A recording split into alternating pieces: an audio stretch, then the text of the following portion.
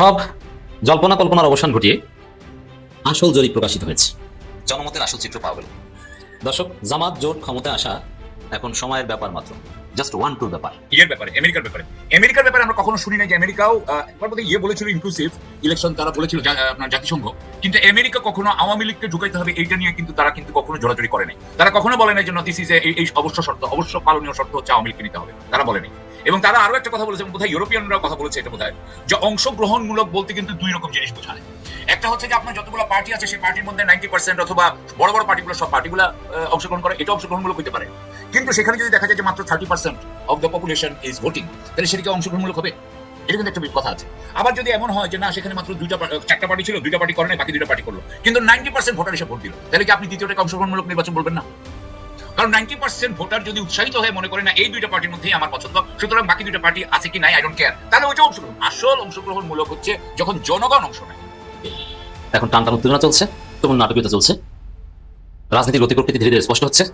তবে একটাই অনিশ্চয়তা, বিএনপির সম্ভাব্য ভোট চুরি, ভোট ডাকাতি। কারণ বিএনপির ইতিহাস, ভোট চুরির ইতিহাস, ভোট ডাকাতির ইতিহাস। এই জায়গায় সমস্ত জল্পনা তুলনা অনিশ্চয়তাকে দূর করে একটা সুষ্ঠু নির্বাচন নিশ্চিত করতে পারবেন ডাক্তার শফিকুর রহমান এবং নাহিদ ইসলাম। হ্যাঁ, নির্বাচন তার শফিকুর রহমান নাহিদ পরিচালনা করবেন না, নির্বাচন পরিচালনা করবে ডক্টর ইউনূস সরকার, নির্বাচন কমিশন। কিন্তু ইউনূস সরকারকে নির্বাচন কমিশনকে বাধ্য করবে ডাক্তার শফিকুর রহমান নাহিদ ইসলাম। সুষ্ঠু নির্বাচন দিতে হবে, লেভেল প্লেইং ফিল্ড নিশ্চিত করতে হবে। সাংবাদিকরা যারা আজকে বড় বড় পত্রিকার সম্পাদক মাহমুদুর রহমান স্যার যাদের কথা বললো লাঞ্ছিত করছে, তার সাথেও আমি যুক্ত করি সাগর রুনিকে যে হত্যা করলো, সেটার বিচার কি আজব বাংলাদেশের মানুষ পাইছে? কেন পায় নাই? কারা জড়িত ছিল? কারা আধিপত্যবাদের পক্ষে ছিল? হাদিকে যারা মারছে তারাই ছিল। আজকে প্রথম আলো সহ অন্যান্য যে ফেসিস্টরা, কালচারাল ফেসিস্টরা যে বড় বড় কথা বলে, যাদের আইটি পরিচালিত হয় হচ্ছে ভারত থেকে, তারা তারেক রহমান সাহেবের এত প্রশংসা করে কেন হঠাৎ করে? আর এটাকে আমরা নিতে পারতেছি না, আমরা নিতে পারি না। এরা বেগম খালেদা জিয়া এবং তারেক রহমানকে সর্বোচ্চভাবে কলঙ্কিত করেছে। বিএনপিকে ক্ষমতা আনার জন্য এই সবগুলো শক্তি এক হয়েছে। কেন্দ্র দখল করবে, প্রশাসনকে কাজে লাগায়, পুলিশকে কাজে লাগায়, গুন্ডা আর হুন্ডা দিয়ে নির্বাচন হবে, আর্মি বসে থাকবে অথবা আর্মিও পিটাবে পাবলিককে, ব্যালট বাক্স লুট হবে। আওয়ামী লীগের পুরো সংগঠন বিএনপির জন্য কাজ করবে, টাকা আসবে, খালি টাকা আর টাকা, লুট করা টাকা ফেরত আসবে কিছু। নির্বাচন বসানোর জন্য এই 4 বান্ডেল দিলাম ব্যানার পিস্টন করার জন্য, আর এটি লাগাইবা শুধু মোটরসাইকেল বহরের জন্য। জুলাই যোদ্ধাদের আইনি সুরক্ষা দিতে অধ্যাদেশ হইতেছে। একদিন পরে ঘুম ভাঙিছে সবার। আসিফ নজরুল একদিন পরে অধ্যাদেশ বানাইতেছে। কামটা তো খুব ভালো হচ্ছে, তাই না? ভালো করিচ্ছে, তাই না? খুবই ভালো কাজ করছে। আসিফ নজরুল তো ভালো ছেলে, সন্ধ্যাবেলা হাত মুখ দিয়ে পড়তে বসে। হ্যাঁ, আসিফ নজরুল বাংলাদেশের মানুষদের দূর পাইছে, দূর পটাইতেছে, তাই আঙ্কারে হাতে লেমন চেস ধরাই দিছে। আগামী সংসদে সাবেক শিবিরের একটা বিশাল আধিক্য আপনারা দেখবেন, শুধু দাঁড়িপাল্লা না, বিভিন্ন দলের হয়ে। তার 10 বছর পর বাংলাদেশের রাষ্ট্রদূত, বিশ্ববিদ্যালয় ভাইস চ্যান্সেলর থেকে শুরু করে বিভিন্ন জায়গায় নন জামাত সাবেক শিবির ডমিনেট করবে সিরিয়াসলি। এটা আমার prediction, just wait and see. Sirajganj 6 আসনে জামাত ইসলামের মনোনীত প্রার্থী এবং উপজেলা জামাতের আমির মোহাম্মদ মিজানুর রহমান বলছেন, যারা দাড়িপাল্লার পক্ষে থাকবে না তাদের কোরআনের মাহফিল শোনার কোনো দরকার নেই। কেন ভাই? হু আর ইউ টু ডিসাইড? কে আপনি যে ডিসাইড করবেন যে দাড়িপাল্লার পক্ষে অর্থাৎ জামাতের পক্ষে থাকবে না, তাদের কোরআনের মাহফিল শোনার কোনো দরকার নাই? মানে কোরআন কি জামাত একলা দখল করে ফেলছে? বঙ্গবন্ধু যেমন দখল করে ফেলছিল আওয়ামী লীগ, বিএনপি যেমন জিয়াউর রহমানকে দখলের চিন্তা করে, বেগম খালেদা জিয়ার চিন্তা করে, তা আপনিও কি কোরআন সুন্নাহ সব আপনি দখলে নিয়ে আনিছেন? আবার নিজেকে সাংবাদিক হিসেবে প্রচার করেন এবং মানুষ জানে উনি সাংবাদিক, কিন্তু আসলে তো উনি সাংবাদিক নন, উনি আসলে কন্টেন্ট ক্রিয়েটার। এটা হলো একটা ব্যবসা, কিন্তু সেই ব্যবসা তারেক রহমান সাহেবকে দিয়ে গেল। যে তারেক রহমান সাহেব বারবার বলছে, আমি চামচামি পছন্দ করি না, আমার কেউ হয়তো গুনগান গাইবেন না। উনি তো বিএনপির কোনো মিডিয়া সেলের কেউ নন। আজকে বিএনপির মিডিয়া সেল থেকে যদি সারাদিনে 20টা কন্টেন্টও বানায়, আমাদের কিছু বলবার নেই, কারণ মিডিয়া সেলের কাজই হলো তারেক রহমান। দর্শক, কত জরিপ, কত কিছু। তা আমি বলেছি যে কিসের জরিপ? নিজে জরিপ করেন, কিন্তু তারপর নিজের জরিপ আর জাতীয় কোনো প্রভাবশালী প্রতিষ্ঠানের জরিপের মধ্যে পার্থক্য রয়েছে। প্রাতিষ্ঠানিক জরিপ সেটা আনুষ্ঠানিকভাবে প্রকাশ করবে, গণমাধ্যমে আসবে, তার একটা প্রভাব ডেফিনিটলি রয়েছে।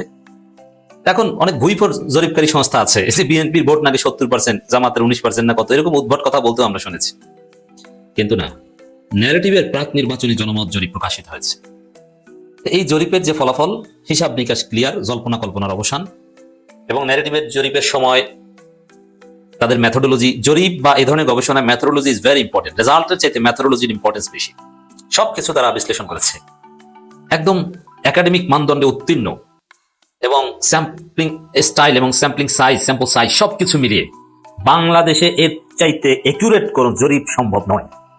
এর মানে সোফার 5 আগস্টের পর নতুন বাংলাদেশে যতগুলো জরিপ হয়েছে এবং সামনে যত জরিপ হবে, তার মধ্যে সবচাইতে কার্যকর জরিপ, বিশ্বাসযোগ্য জরিপ, সবচাইতে এক্সেলেন্ট জরিপ, একাডেমিক মানদণ্ডে উত্তীর্ণ জরিপ, সবচাইতে বড় জরিপ এই ন্যারেটিভের এই জরিপ। ভালো ফান্ডিং ছিল এদের এবং অনেক প্রতিষ্ঠান এর সাথে জড়িত ছিল। এই জরিপের সার কথা কি, বিএনপির ভোট 34.7%। হ্যাঁ, অনেক মানুষ বিএনপি করে, স্ট্রোক। তারেক রহমান আসার পর বিএনপি নিষ্ক্রিয় লোকজন সক্রিয় হয়েছে, সে হচ্ছে 34.7%। জামাত ইসলামী 33.6%। এর মানে বিএনপি এবং জামাতের পার্থক্য less than 1%। That means almost সমান। ঠিক আছে, আমরা 1% বিএনপিকে বেশি দিলাম, যে জামাত 33, বিএনপি 34, আমরা ধরে নিলাম। কিন্তু এনসিপি 7.1% আর Charmonai 3 point something. NCP 7%, Charmonai 3%, তাহলে এখানে 10% জামাত, আর জামাত হচ্ছে 33, তাহলে জামাত জোট 43%-এর ঊর্ধ্বে। আরো ছোটখাটো জোট মিলালে, সব মিলালে জামাত জোট 50%-এর ঊর্ধ্বে, আর বিএনপি জোট 34 থেকে 35.5-এর বেশি উঠবে না। বিএনপি জোটে আছে কারা? গণঅধিকার পরিষদ। গণঅধিকার পরিষদ ধইঞ্চা, গণঅধিকার পরিষদ কোন জরিপের সাবজেক্ট ম্যাটারই না। NCP is very important. NCP K Jamaat choose করেছে, এনসিপি কে জামাত নিয়েছে। কেন নিয়েছে এবার বুঝতে পারছেন? জামাত কি একদম ইমোশনাল হয়ে আবেগে সিদ্ধান্ত নেয়? না, আমি বলেছি জামাত কাকে কয়টা সিট দিবে, চরমোনার সাথে যে কঠোরতা, যে তাদেরকে 40-এর বেশি একটাও দিবে না, এটা যে বাস্তব ভিত্তিক, এবার তো দেখলেন। এখন দেখেন, চরমোনার সিট তো বাস্তবে এই জরিপের উপর ভিত্তি করে, তার এতদিন 40টা দেওয়ার কথা ছিল, তাদের সিট দেওয়া উচিত। এনসিপি কে যদি 30টা দেয়, 7.1% ভোট নিয়ে বা 7% ভোট নিয়ে যদি এনসিপি 30টা পায়, তাহলে 3% ভোট নিয়ে চরমোনায় 14টার বেশি পায় না। বাস্তবে এটাই যে, এবং অনেক বিশ্লেষক এটা বলেছেন যারা রাজনীতিতে বিভিন্ন পলিসি প্রেসক্রাইব করেন, যে কাকে কয়টা সিট জামাতের দেওয়া উচিত। জামাত যদি সরকার গঠন করতে চায়, জিততে চায়, তাহলে অনেকে বলছেন যে চরমোনাইকে 12টা দিয়ে দেওয়া উচিত। চরমোনাইকে 12টা দিলে তার মধ্যে 3-4টা তারা জিতে আসতে পারবে। That would be very excellent. জোটে টিকে গেল, বৃহত্তর পারপাস সার্ভ হলো, এবং আরো অনেক সূক্ষ্ম বিষয় আছে। দেখেন, চরমোনাইয়ের ভোট বর্তমান বাস্তবতায়, বিশেষ করে ছাত্র সংসদ নির্বাচনগুলোর দিকে একটু তাকান। চরমোনাইয়ের কোনো ছাত্র সংগঠনের কোনো আলোচনা ছিল, কোনো এক্সিস্টেন্স ছিল না। তো সেই জায়গায় একটা সময় ছিল, বা এনসিপি যখন ওইভাবে আত্মপ্রকাশ করেনি, শূন্যস্থান ছিল, তখন চরমোনাইয়ের ভোট, অথবা আওয়ামী লীগের সুসময়, মানে আওয়ামী লীগ আমলে চরমোনাইয়ের সুসময় ছিল, তখন হয়তো অলমোস্ট 7-8% আমরা বলতাম। কিন্তু এখনকার যে রিয়ালিটি, এবং ন্যারেটিভের জরিপের চাইতে কোনো জরিপ শ্রেষ্ঠ জরিপ নয়, ন্যারেটিভের জরিপে শ্রেষ্ঠ জরিপ। ন্যারেটিভের জরিপের উপর পারলে প্রশ্নবোধক চিহ্ন দিক কেউ, যে এই জরিপে এই সমস্যা, সেই সমস্যা, এটা এই কারণে চলবে না, বলুক পারলে। কে বলবে? না, এরকম বলার কিছু নেই। অর্থাৎ একাডেমিক মেথোডোলজি যারা বুঝেন, সোশ্যাল সায়েন্সের জরিপ কখনো পিওর সায়েন্সের মতো হয় না। 34.7%, 33.5% doesn't mean that only exactly it না, এটা কখনোই না। In spite of having huge limitations, social science জরিপের সার্ভে মেথোডোলজি লিমিটেশন থাকা সত্ত্বেও, ন্যারেটিভের এই জরিপের মেথোডোলজি যেটা এক্সপ্লেইন করেছেন তাদের এই জরিপ প্রকাশ করার সময়, এর চাইতে শ্রেষ্ঠ কোনো জরিপ চরমোনাইতে দূরের কথা, সারা পৃথিবীর কেউ পাবলিশ করতে পারবে না। এবং ন্যারেটিভের জরিপ সবচাইতে কার্যকর, তার প্রমাণ হচ্ছে, এবং এই জরিপ যে আসলে সঠিক গ্রামে গঞ্জে আপনার যে ব্যক্তিগত জরিপের সাথে মিলালেই তো বুঝতে পারেন। আপনি বিবেকের কাছে প্রশ্ন করেন, আপনার আত্মীয় স্বজন, খালা, মামা, খালাতো বোন, মামাতো বোন, দুলাভাই, রিক্সা চালক, ভ্যান চালক, আপনার ব্যক্তিগত ড্রাইভার, কাজের লোক, সবার কাছে জিজ্ঞেস করলেই তো একটা ধারণা পাবেন যে আসলে চিত্র এটি। তার চাইতে বড় বিষয় হচ্ছে যে এনসিপির জরিপ যে বিশ্বাসযোগ্য, গত 5টা ছাত্র সংসদ নির্বাচনে, মানে এই ন্যারেটিভের জরিপ, ন্যারেটিভ যেভাবে প্রেডিকশন করেছে ওইভাবেই হয়েছে। বরং প্রথম আলো, হাবি জাবি, এইসব টিস্যু পেপার, এইসব ধইঞ্চা বইভোট বিভিন্ন জরিপকারী প্রতিষ্ঠান জরিপ করেছে যে ডাকসুতে হাবিদের ভোট 46% আর সাদিক কায়েমের ভোট 12% না কত জানো। কিন্তু বাস্তবে কি আপনারা তো দেখেছেন। কিন্তু ন্যারেটিভ যেভাবে বলেছিল সেইভাবেই হয়েছে।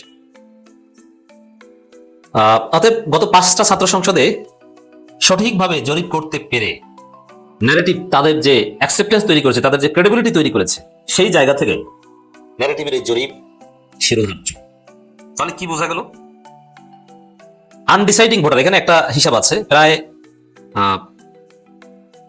17% এখনো ডিসাইড করেনি যে তারা কাকে ভোট দিবেন। তার মধ্যে বেশিরভাগ ভোট এনসিপি, অথবা দেখেন যা আনডিসাইডেড, এখানে এই জরিপে উঠে এসেছে শিক্ষিত, তরুণ, বিপ্লবী, উদীয়মান এই ধরনের লোকজন জামাত এনসিপির প্রতি ঝোঁক, আর শ্রমিক বা ব্যবসায়ী এদের ঝোঁক বিএনপির প্রতি। আচ্ছা, সাধারণ মানুষ কার মাধ্যমে প্রভাবিত হয়? এই শিক্ষিত তরুণ এদের মাধ্যমেই তো প্রভাবিত হয়। তাহলে যারা আনডিসাইডিং, আমি 15% ধরলাম, যারা এখনো সিদ্ধান্ত নেই, ওই 15%-এর 14% লোক ভোট দিবে জামাত এনসিপি।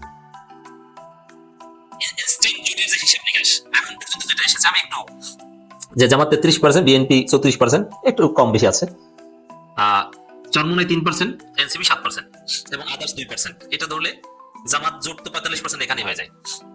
তাহলে যেটা বেড়ে মোটের উপর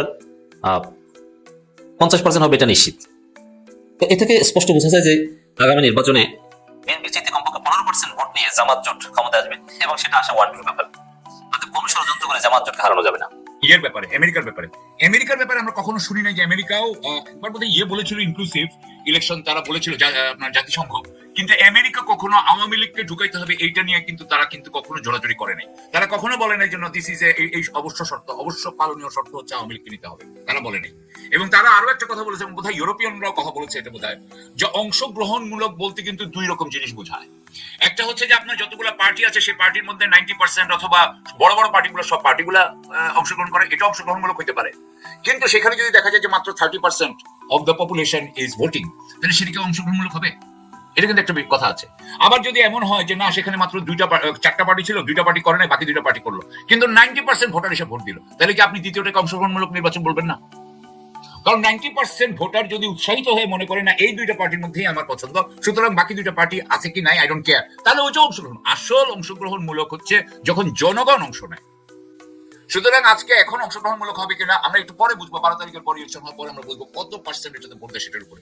যদি 50% উপরে ভোট দেয়, এমনিতেই তো আপনার আমাদের দেশে 65% ভোট দেয়, তো আমি মনে করি যদি 50% ভোট দেয়, তার মানে হচ্ছে যে আগের যেই আপনার 35% ভোট দিত না, সেই 35% এর সাথে আর 15% যোগ হয়েছে। তো 15% ভোট না দিলে বা দিলে এটাতে মানে এটাই যদি আওয়ামী লীগের ভোট হয়, এটাতে কোনো অসুবিধা নেই আমার মনে হয়। যদি আওয়ামী লীগের এরা ভোট না দেয়, আর আওয়ামী লীগের লোকরাও যারা সমর্থক, তারাও হয়তো অন্য কোনো পার্টিকে ভোট দিবে, অংশগ্রহণ করবে। সুতরাং আমি মনে করি যে ভারত এবং যুক্তরাষ্ট্রের মধ্যে একটা আছে, এখানে দ্বিমত আছে। তবে আমেরিকা, আমি যতদূর বুঝি, আমেরিকা এবং পশ্চিমা বিশ্ব চায় যে আমরা ভারতের সাথে সুসম্পর্ক বজায় রাখি।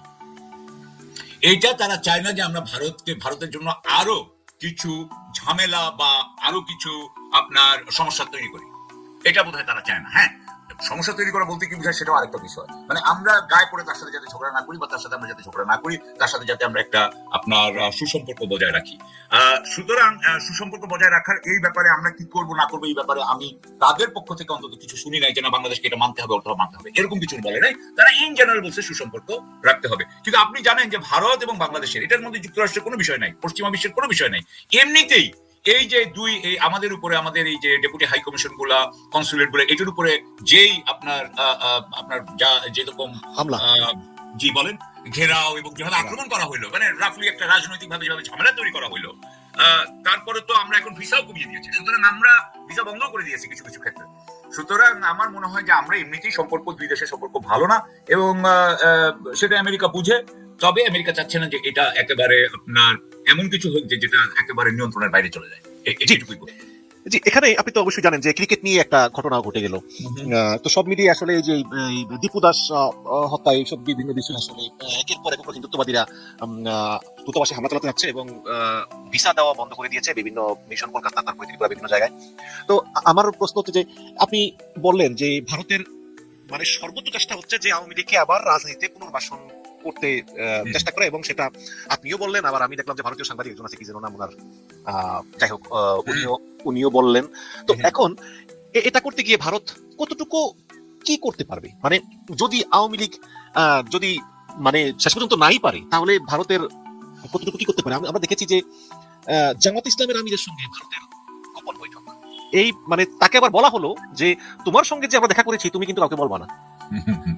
তো এইসব দিক দিয়ে আসলে মানে ভারত কি একটা গেম খেলতে চায় কিনা? মানে জামাত ক্ষমতায় আসলে ভারতের অবস্থান কি হবে? না না, এটা এটা এটা গেম না, এটা যে কোনো দেশ। ধরেন ভারত কি করতেছে, ভারত বলতেছে যে মানে আপনার ফর্মালি সে ইয়ের সাথে কথা বলতে চাচ্ছে, যে সে যে জাতীয় জামাতের সাথে কথা বলে সেটা ফর্মালি জানাতে চাচ্ছে না, কারণ সে ফর্মালি জামাতকে সাপোর্টও করে না, তাই না?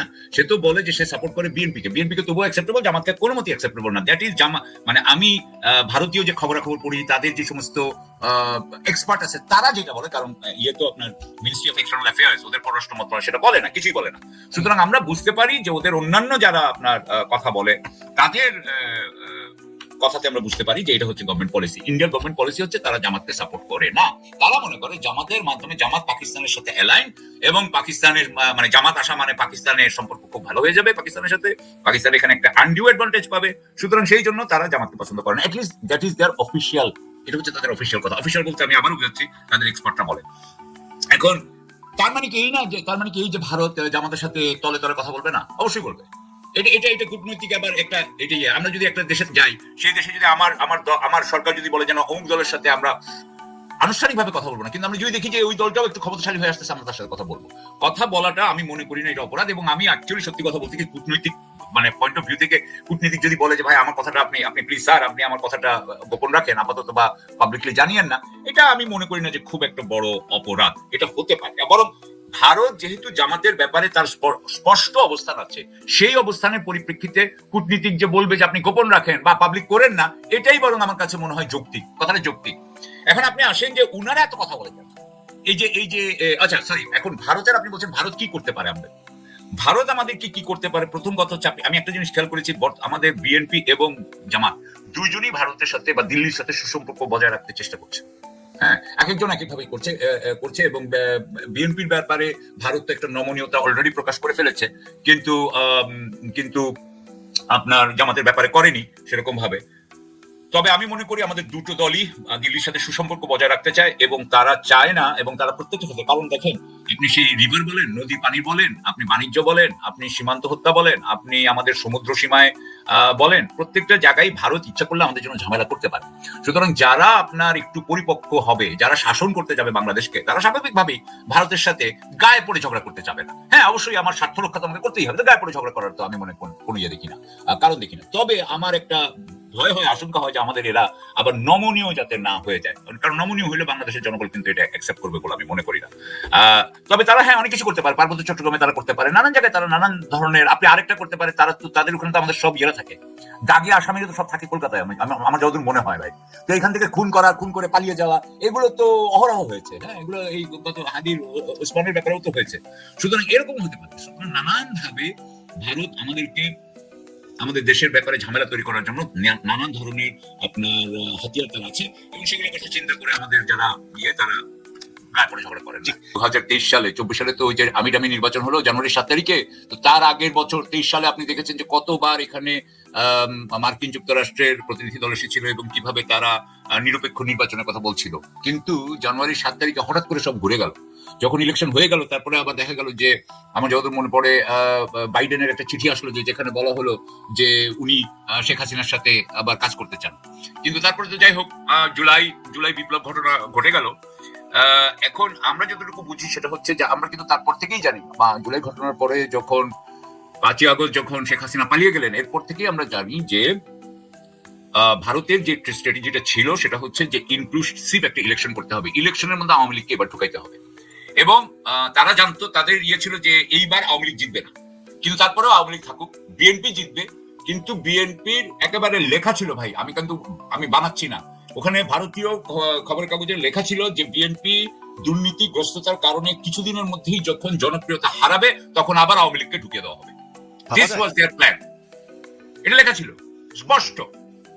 এখন আমি এই জন্য বলি কি যে যদি ভারত যদি কোনোভাবে বিএনপিকে মানে ক্ষমতায় আসার জন্য সাহায্যও এখন করে, আলটিমেটলি ওই কাজটাই করবে, তারা কিন্তু ঠিক মতো শেষ পর্যন্ত বিএনপির বিরুদ্ধেই যাবে এবং আওয়ামী লীগ আবার ঢোকানোর চেষ্টা করবে। এটা হচ্ছে আমার মত। এখন টান উত্তেজনা চলছে, তেমন নাটকীয়তা চলছে, রাজনীতির গতি প্রকৃতি ধীরে ধীরে স্পষ্ট হচ্ছে। তবে একটাই অনিশ্চয়তা, বিএনপির সম্ভাব্য ভোট চুরি, ভোট ডাকাতি। কারণ বিএনপির ইতিহাস, ভোট চুরির ইতিহাস, ভোট ডাকাতির ইতিহাস। এই জায়গায় সমস্ত জল্পনা কল্পনা অনিশ্চয়তাকে দূর করে একটা সুষ্ঠু নির্বাচন নিশ্চিত করতে পারবেন ডাক্তার শফিকুর রহমান এবং নাহিদ ইসলাম। হ্যাঁ, নির্বাচন তার শফিকুর রহমান নাহিদ পরিচালনা করবেন না, নির্বাচন পরিচালনা করবে ডক্টর ইউনূস সরকার, নির্বাচন কমিশন। কিন্তু এবং সরকারকে নির্বাচন কমিশনকে বাধ্য করবে ডাক্তার শফিকুর রহমান, নাহিদ ইসলাম না। সুষ্ঠু নির্বাচন দিতে হবে, লেভেল প্লেইং ফিল্ড নিশ্চিত করতে হবে, এর কোনো বিকল্প নেই। দর্শক, ডাক্তার শফিকুর রহমানের সঙ্গে নাহিদ ইসলামের বৈঠক, নির্বাচনী আলোচনা। সুষ্ঠু নির্বাচন কিভাবে নিশ্চিত করা যায় এটা নিয়ে আলোচনা। নির্বাচনের জোট, জামাত, এনসিপি আসন সমঝোতা ফাইনালাইজড হয়েছে, লিয়াজু কমিটি ফাইনালাইজ করেছে, এটা দুই দলের দুই প্রধানের মাধ্যমে ফাইনালি অনুমোদন পেল। তো এই বৈঠক এটা পুরো জাতিকে আশা জাগানিয়ে বৈঠক। কারণ দেখেন, এই মুহূর্তে বিজয়ী শক্তির প্রধান ডাক্তার শফিকুর রহমান। যেখানে নির্বাচন হয় জামাত জিতে, শিবির জিতে, দেখেন না? এখন নির্বাচন মানেই শিবির, নির্বাচন মানেই জামাতের বিজয়। বিএনপি প্রার্থী দিতে পারে না। সেই বিজয়ী শক্তির প্রধান এবং যে দল এখন ট্রেন্ডিং আছে, মানুষের মুখে মুখে ঘরে ঘরে সব জায়গায় দাঁড়িপাল্লা, সেই দাঁড়িপাল্লার প্রধান কান্ডারি ডাক্তার শফিকুর রহমান। আর একদিকে নাহিদ ইসলাম। এই নাহিদ ইসলামের মান, শান, হাল, মাকাম আপনাকে বুঝতে হবে। হাসিনার সাথে সারা পৃথিবী ছিল, ভারত, চীন, রাশিয়া, যুক্তরাষ্ট্র চুপ ছিল, পাকিস্তান ছিল হাসিনার পক্ষে। BGB, RAB, police, NSI, DGFI, সেনাবাহিনী, পুরো রাষ্ট্র, সমস্ত মিডিয়া, সবাইকে ঘোল খাওয়িয়ে, সবাইকে বোকা বানিয়ে, সবাইকে ব্যর্থ করে হাসিনাকে বাংলাদেশ থেকে উৎখাত করা হয়েছে। যার নেতৃত্বে, যাদের নেতৃত্বে, তিনি হচ্ছেন নাহিদ ইসলাম। অতএব নাহিদ, হাসনাত, শারজিস এদের নেতৃত্বে সাদিক ক্যাম্পের সাথে সমন্বয় করেই আজকে হাসিনার এই অবস্থা করা হয়েছে, এতে কোনো সন্দেহ সংশয় নেই। জনবল সাপ্লাই দিয়েছে সাদিক ক্যাম্পরা। হ্যাঁ, আন্দোলনে সাধারণ মানুষ অংশগ্রহণ করেছে, কিন্তু এটা সব সময় না, কিছু কিছু সময় আন্দোলন চালিয়ে রাখতে হয়েছে। হাসিনা কোটার দাবি পূরণ করেছে, নানান কিছু দাবি পূরণের আশ্বাস দিয়েছে, সেই জায়গায় আন্দোলনকে অনেক সময় কৃত্রিম ভাবে চালিয়ে যেতে হয়েছে। 1 দফা, 9 দফা, 8 দফা, অমুক তমুক, নানান ভাবে দফার রাজনীতি করে ভিডিও বার্তা দিয়ে আন্দোলনকে কন্টিনিউ করতে হয়েছে, হাসিনা পতন পর্যন্ত আনতে হয়েছে। এটা কারা করেছে? এই নাহিদ ইসলামদের সাথে সমন্বয় করে শিবির করেছে। অতএব যেখানে আমি জাস্ট একটা সম্ভাবনা দেখি রাজনীতিতে, ডাক্তার শফিকুর রহমান মানে যেখানে শিবির এবং এই হাসনাতরা এক হয়ে যায়, নাহিদরা এক হয়ে যায়, সেখানে পৃথিবীর কোনো শক্তি আর পারে না। হাসিনা জামাতকে, শিবিরকে নিষিদ্ধ করেছে, কিন্তু হাসিনা কিন্তু বাঁচতে পারেনি। এর মানে শিবির এবং জামাত এক হয়ে গেলে, শিবির এবং এনসিপি এক হয়ে গেলে সেটা অপ্রতিরোধ শক্তি, তাদেরকে কেউ পরাজিত করতে পারে না। আর এখন সেম অ্যানালজিতে, সেম কি আছে, জামাত এবং এনসিপি এক হয়ে গেলে তাদেরকে পৃথিবীর কোনো শক্তি পরাজিত করতে পারে না, তারা অসম্ভবকে সম্ভব করতে পারে। হাসিনাকে এই অবস্থা করা যেরকম, এমনকি অগাস্টের প্রথম দিকেও আমরা ভাবতাম যে ইটস ইম্পসিবল, কেউ করতে পারে। অগাস্টের 2 তারিখে আমি ভিডিও বার্তা দিয়েছি যে হাসিনা পতন হবে, ইউনূসের নেতৃত্বে আমরা সরকার চাই, অন্তর্বর্তীকালীন সরকার চাই। কিন্তু হাসিনা এভাবে দেশ থেকে পালাবে এটা কিন্তু আমরা কেউ বলিনি। হাসিনা পতন হবে, হাসিনা পদত্যাগ করবে, অন্য কেউ সরকার আসবে, কিন্তু দলবল সহ দুপুরে রান্না করা কোরমা পোলাও রেখে পালাতে হবে, এই অসম্ভবকে সম্ভব করেছে নাহিদ ইসলামরা, এই অসম্ভবকে সম্ভব করেছে সাদিক ক্যাম্পরা, সিবগাতুল্লাহ শিবিরের বর্তমান সেক্রেটারি জেনারেল মেয়াপেকে দেখিয়েছেন এইভাবে আমরা গণভবন দখল করবো, তারপর হাসিনাকে জয় বাংলা করবো। অথচ আমরা এটা জানতাম না, ট্রুলি এটা কেউ জানতো না, সিবগাতুল্লাহরা জানতো এবং আসিফ নাহিদ জানতো। এবং তাতে যদি না হয় সশস্ত্র আন্দোলন করতে হবে, থানা থেকে আমরা অস্ত্র লুট করে তারপরে যুদ্ধ করবো। এবং আমি একটা মিটিং এ ওদেরকে বলেছিলাম, বা এটা আমার প্রস্তাবনা ছিল এবং এগ্রি করেছিল যে প্রয়োজনে সেটা করতে হবে। আমার ছেলেদের উপর যারা গুলি করবে ওদেরকে তো আমরা গুলি করতে পারবো না, কারণ ওরা সশস্ত্র, ওরা বুলেট প্রুফ। কিন্তু ওদের স্ত্রী সন্তান কোথায় থাকে? আমাদেরকে ক্রুয়েল হতে হবে, ওদের স্ত্রী সন্তানদের উপর হামলা করতে হবে। ওদের স্ত্রী সন্তান শপিং মলে, দোকানপাটে যায় না, স্কুলে যায় না, তাদেরকে আমরা টার্গেট করবো। এই পর্যায়ে চলে গিয়েছিল। অতএব অসম্ভবকে সম্ভব করতে পেরেছিল শিবির এবং এই নাহিদরা। এখন সেই শিবিরের বস অব দি বসেস আমিরে জামাত ডাক্তার শফিকুর রহমান, তিনি আর নাহিদ ইসলাম এখন এক হয়েছেন। সামনে বিএনপির কারচুপির যত চেষ্টা এবং সব কারচুপিকে, লেভেল প্লেইং ফিল্ড নিয়ে অনিশ্চয়তাকে উপেক্ষা করে সব সমস্যার সমাধান করে একটা সুষ্ঠু নির্বাচন উপহার দিবেন এবং সেই নির্বাচনে জামাত, এনসিপি, চরমোনাই সহ মানবীয় জোট জিতবে। একে হচ্ছে বাংলাদেশকে সামলাতে পারতেছে না, তার মধ্যে পাকিস্তানের এই প্রস্তাব দেওয়াতে, এবং ধরেন যদি এখন এই প্রস্তাবে আইসিসি রাজি হয়, তাহলে ভারতের জন্য তো আরো কূটনীতি করা যায়। আর একটা খবর দেখেন দর্শক, বাংলাদেশের বিশ্বকাপ ম্যাচ আয়োজনে আগ্রহী পাকিস্তান। এই খবরটা দৃশ্যত খুব ভালো, যেহেতু বাংলাদেশ খেলতে চাচ্ছে না ভারতের নিরাপত্তার কারণে, তো সেই কারণে পাকিস্তান নিজের থেকে উদ্যোগী হয়ে বলছে যে পাকিস্তানের ভেন্যুগুলো প্রস্তুত আছে, সেখানে খেলতে পারে। কিন্তু এখন বিষয়টা কূটনৈতিক এবং রাজনৈতিক পর্যায়ে চলে গেছে। সেই অবস্থায় পাকিস্তানের এই এই প্রস্তাবটা ভারত নিশ্চয়ই ভালোভাবে দেখবে না বলে আমার ধারণা করি। এখন বিষয়টা অমীমাংসিত হয়ে আছে। আইসিসির চেয়ারম্যান, তিনি আবার ভারতীয়, তিনি ভারতীয় ক্রিকেট বোর্ডের সঙ্গে কথা বলবেন যে বাংলাদেশ যে কারণে নিরাপত্তার কারণ দেখাচ্ছে, সেটা কেন তারা এই পরিস্থিতির উদ্ভব হলো, এটার একটা মীমাংসা করার চেষ্টা করছে। ভারতও দৃশ্যত এখন অ্যাগ্রেসিভ মোডে নেই। ভারতের ক্রিকেট বোর্ডের কর্মকর্তারা বুঝতে পারছেন যে তারা একটা ভুল করছে, যে ভাবে মুস্তাফিজকে বিদায় করে দিল উগ্রপন্থী এবং বিজেপি নেতাদের কথায়, এটা ভুল হয়েছে। কারণ এমন একটা সময় মুস্তাফিজকে বিদায় দেওয়া হয়েছে, তার পাল্টা হিসেবে যে বাংলাদেশ এই অবস্থানটা নেবে হয়তো তাদের মাথার মধ্যে ছিল না। আমাদের সাথে সাথে বলছে ঠিক আছে, নিরাপত্তার কারণে যদি ফেরত দাও মুস্তাফিজকে, তাহলে আমি 1 মাস পরে টি-20 ওয়ার্ল্ড কাপ সেখানে খেলতে যাবো না, 4টা ম্যাচ হওয়ার কথা। তো এইটা বলার পরেই কিন্তু পরিস্থিতিটা পাল্টে গেল। আরো বিষয়টাই দাঁড়ালো যে মুস্তাফিজকে এই অপমানটা বাংলাদেশ ক্রিকেট দলের সব সদস্যদের মধ্যে এটা সঞ্চালিত হলো যে এটা এক ধরনের অপমান এবং অসম্মান। তো বাংলাদেশও কিন্তু এটা ধারণ করলো সেইভাবে, বাংলাদেশের একজন জাতীয় প্লেয়ার মানে তো সে বাংলাদেশকে রিপ্রেজেন্ট করে। তো বাংলাদেশের পক্ষ থেকে যেটা হলো যে আইপিএল বন্ধ হয়ে গেল, তার মানে এই বিষয়টা কিন্তু এখন এই খেলার পর্যায়ে একটা কূটনীতিক সংকটের দিকে গড়ালো। এবং জয়শঙ্কর বাংলাদেশে আসলো, কূটনীতির বরফ বললো এবং বন্ধুত্বের হাত বাড়া দিল বিএনপির দিকে। অনেক বর্মা কালকে দেখা করছে। তো এর কারণটা কি? কারণটা হলো যে তারা বাংলাদেশের আগামী যে সরকার আসবে সেই সরকারের সাথে তারা সম্পর্ক উন্নয়ন করতে চায়। কারণ এখন যে পরিস্থিতিটা, এই পরিস্থিতিটা দুই দেশের জন্য স্বস্তিকর না। এই অস্বস্তিকর অবস্থা থেকে তারা বেরোনোর জন্য চেষ্টা করতেছে, ঠিক সেই সময় এই ঘটনাটা ঘটলো। এর মধ্যে পাকিস্তান আবার ঢুকে পড়লো। এইটা তো একে তো হচ্ছে বাংলাদেশকে সামলাতে পারতেছে না, তার মধ্যে পাকিস্তানের এই প্রস্তাব নেওয়াতে, এবং ধরেন যদি এখন এই প্রস্তাবে আইসিসি রাজি হয় তাহলে ভারতের জন্য তো আরো কূটনীতি করা যায় যে ভারতের এখন আপ্রাণ চেষ্টা হলো চীন এবং পাকিস্তানকে ঠেকানো। সেখানে ভারতে খেলতে পারছে না নিরাপত্তার কারণে, সেখানে যদি পাকিস্তানে সেই খেলাটা হয় এটা ভারতের জন্য খুবই আরো অসম্মানজনক হয়ে যাবে, এবং এটা কূটনীতিক একটা করা যায় হিসেবে তারা বিবেচনা করবে। ফলে এই খেলাকে কেন্দ্র করে এবং বাংলাদেশের অবস্থানকে কেন্দ্র করে, বাংলাদেশের অবস্থানটা খুব এত একটা সঠিক অবস্থানে আছে, এটা ভারতীয় প্লেয়ারের সাথেও যদি এরকম করা হতো এবং ভারত যদি সেক্ষেত্রে এই সিদ্ধান্তটা নিত, সেটা যেমন সঠিক, বাংলাদেশের মুস্তাফিজকে ঘিরে বাংলাদেশের সংশ্লিষ্ট কর্তৃপক্ষ যা সিদ্ধান্ত নিচ্ছে সেটা সঠিক। এখন এই বাস্তবতা কিন্তু এখন ভারত আরো একগুলি হয়ে গেল, যখন কি পাকিস্তান বলছে যে না, আমাদের ভেন্যুগুলো রেডি আছে, আমাদের এখানে খেলা যাবে। ফলে ভারতের জন্য পরিস্থিতিটা আরো সংকটের দিকে চলে গেল।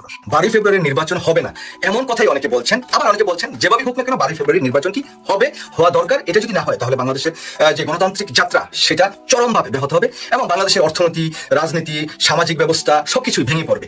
এর প্রধানত কারণ হচ্ছে অনেকে যুক্তি দেওয়ার চেষ্টা করেন যে একটি নির্বাচিত সরকার যদি কোনো দেশে না থাকে তাহলে সেই দেশের সাথে বিদেশি ব্যবসা বাণিজ্য সবকিছু কিন্তু স্থবির হয়ে যায়। তো সেই জায়গা থেকে একটি নির্বাচন হওয়া অবিসম্ভাবী, সেই নির্বাচনটি না হলে বাংলাদেশের অনেক বড় ক্ষতি হয়ে যাবে। তবে এই নির্বাচনটি হওয়া বা কোন দলটি রাষ্ট্র ক্ষমতায় আসবে এর পেছনে কাজ করছে মার্কিন যুক্তরাষ্ট্র, ভারত, টার্কি, পাকিস্তান এবং বাংলাদেশের অভ্যন্তরে নানা সংস্থার সাথে সাথে অন্তর্বর্তীকালীন সরকারের একটা অংশ ডক্টর মোহাম্মদ ইউনূস, কোন অংশ বর্তমানে যে রাজনৈতিক দুটি দলের অংশে কাজ করছেন। একটি অংশ একটি বড় অংশ কাজ করছেন বাংলাদেশ জাতীয়তাবাদী দল বিএনপির পক্ষে, আরেকটি অংশ কাজ করছেন এনসিপি এবং জামাতের পক্ষে। ডক্টর মোহাম্মদ ইউনূস মার্কিন যুক্তরাষ্ট্রপন্থী, এটা সবাই জানেন বেশারকম, তার সাথে মার্কিন যুক্তরাষ্ট্রের ভালো সম্পর্ক, হিলারি ক্লিনটন তার বন্ধু এবং ক্লিনটনও তার বন্ধু, অনেক সমীকরণ আছে, অনেক তথ্য আছে। তবে ডক্টর মোহাম্মদ ইউনূস এই পর্যন্ত যতটুকু কাজ করেছেন সেটাকে দেখে একেবারেই মনে হয় না যে বাংলাদেশটা মার্কিন যুক্তরাষ্ট্রের হাতে তুলে দিয়েছেন এরকম সমীকরণ বা এরকম তথ্য কেউ উপস্থাপন করতে পারবে। তবে ডক্টর মোহাম্মদ ইউনূস মার্কিন যুক্তরাষ্ট্র বা ইউরোপিয়ান পন্থী সেটা ধরা যায়। দেখুন, বেগম খালেদা জিয়ার মৃত্যুর পর বাংলাদেশের সাথে সবচাইতে বৈরী একটি রাষ্ট্র ভারত। সেই ভারতের প্রধানমন্ত্রী নরেন্দ্র মোদী বেগম জিয়ার প্রতি শোক বার্তা জানিয়ে তার ক্যাবিনেটের পররাষ্ট্রমন্ত্রী এস জয়শঙ্করকে বাংলাদেশে পাঠালেন এবং জয়শঙ্কর এসে জনাব তারেক রহমানকে শোক বার্তা দিলেন এবং তার সাথে বৈঠকও করেন। কিন্তু সবচেয়ে বড় দেখার বিষয় যেটা, দীর্ঘ অনেক বছর পর বাংলাদেশে অবস্থানরত ভারতের হাই কমিশনার বিএনপির চেয়ারম্যান জনাব তারেক রহমানের অফিসে গিয়ে তার সাথে সৌজন্য সাক্ষাৎকার করেছেন এবং সাক্ষাৎকারটির শেষে বিএনপির যিনি যুগ্ম মহাসচিব তিনি সাংবাদিকদের উদ্দেশ্যে কথা বলেছেন। কি বলেছেন সেই বিষয়টিতে আসবো। তার আগে আরো একটু তথ্য দেই যে এই যে গতকাল কি বিএনপির চেয়ারম্যান জনাব তারেক রহমানের সাথে আরো 3টি দেশের সাক্ষাৎকার হয়েছে। সেটা হচ্ছে ইউরোপীয় ইউনিয়নের নির্বাচন পর্যবেক্ষণ মিশনের প্রধান বা ইউরোপীয় পার্লামেন্টের সদস্য ইবার্স আইজার্স, তার সাথে সাথে আরো সাক্ষাৎকার করেছেন তুরস্ক রাষ্ট্রদূত রামিস সেন এবং সন্ধ্যা 7টায় মিশরের রাষ্ট্রদূত ওমর ফাহিম বিএনপির ভারপ্রাপ্ত চেয়ারম্যান জনাব তারেক রহমানের সাথে সাক্ষাৎকার করেছেন। এখন আসি, দীর্ঘ বছর পর বিএনপির চেয়ারম্যানের অফিসে গিয়ে ভারতের যিনি হাই কমিশনার তিনি প্রণব বর্মা সাক্ষাৎকার করেছেন। এই সাক্ষাৎকার শেষে আবার হুমায়ুন বিএনপির যুগ্ম মহাসচিব তিনি কিছু কথা বলেছেন। এই যে কথাগুলো এটা একটা সন্দেহ তৈরি করেছে। তার সাথে সাথে জামাত ইসলাম এবং এনসিপির পক্ষ থেকে এই যে নির্বাচনের যে লেভেল প্লেইং ফিল্ড নাই এবং নির্বাচনটি সুষ্ঠু হবে না, গ্রহণযোগ্য হবে না, সব নানা তথ্য দিয়েছেন। এই সকল তথ্য কিন্তু একত্রিত হয়েই আগামীর এই যে ফেব্রুয়ারির 12 তারিখে নির্বাচনটি হবে বা হবে না এই বিষয়টি আছে। এর সাথে সাথে না ভোট নিয়ে কিন্তু একটি বড় প্রশ্ন তৈরি হয়েছে। তো চলুন প্রথমে আমরা কোট করি যে বিএনপির যুগ্ম মহাসচিব হুমায়ুন কবির কি বলেছেন। দেখুন, তিনি বলেছেন নরেন্দ্র মোদী প্রত্যাশা করেন তারেক রহমানের নেতৃত্বে আগামীর বাংলাদেশ বিনির্মিত হবে। ভারতের পক্ষ থেকে মোটামুটি সুনির্দিষ্টভাবে চাচ্ছেন যে বিএনপি যাতে রাষ্ট্র ক্ষমতায় আসে। দেখুন, বিএনপি বাংলাদেশের সবচেয়ে বড় রাজনৈতিক দল, নির্বাচন হলে তারাই রাষ্ট্র ক্ষমতায় আসার সমূহ সম্ভাবনা আছে। কিন্তু একটি পার্শ্ববর্তী রাষ্ট্রের কাছ থেকে এরকম বা রাষ্ট্রের প্রধানের কাছ থেকে সরাসরি এরকম কথা তিনি বলছেন, আবার যদি সে বিষয়টা কোট করি, তিনি নরেন্দ্র মোদী প্রত্যাশা করছেন তারেক রহমানের নেতৃত্বে আগামীর বাংলাদেশ বিনির্মিত হবে। প্রণব বর্মা স্বাগত জানিয়েছেন তারেক রহমানকে। আচ্ছা, এই যে কথাগুলো হুমায়ুন বিএনপির যুগ্ম মহাসচিব তিনি এই বক্তব্যতে এই কথাগুলো বলেছেন। এখন দেখুন, ভারত বিগত দিনগুলোতে বাংলাদেশের রাষ্ট্র ক্ষমতায় শেখ হাসিনা বা আওয়ামী লীগকে টিকিয়ে রাখা বা তাদেরকে অবৈধভাবে নির্বাচিত করে রাষ্ট্র ক্ষমতায় নিয়ে আসা যত প্রকার কারিকুলাম আছে সবকিছু কিন্তু বাংলাদেশে অ্যাপ্লাই করেছে। এখন নানা পর্যায় থেকে প্রশ্ন উঠছে যে বাংলাদেশে আগামী দিনের নির্বাচনে কি আবারও ভারত মেকানিজম করতে যাচ্ছে? ভারত কি মেকানিজম করে বিএনপি কি রাষ্ট্র ক্ষমতা আনতে চাচ্ছে নাকি অন্য কোনো দলকে? আবার আরেকটি পক্ষ বলছে মার্কিন যুক্তরাষ্ট্র চাচ্ছে কি জনাব তারেক